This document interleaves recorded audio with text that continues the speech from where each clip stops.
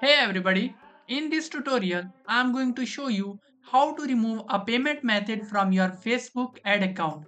So if you want to remove a credit card, a PayPal or any kind of payment method from your Facebook ad account, here is how to do it. So first open up Meta Business Suite, which you can do by going to business.facebook.com. And once you have opened your Facebook Business Suite account, make sure you select the right Facebook Business account where the Facebook account ad has been added. Then on the left, click on All Tools and select Billing Method. Then click on Accounts in the top left corner. Click on three dots here. Click on View Details. Now in front of Payment Method, click on three dots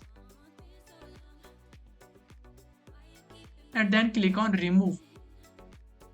I have some pending payments. That is the reason I first have to pay it, and then it will allow me to delete this payment method.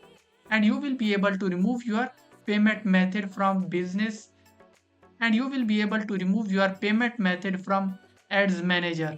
So that's it for today. If you have found this video informative, please make sure to like, share and subscribe to our channel for more informative videos.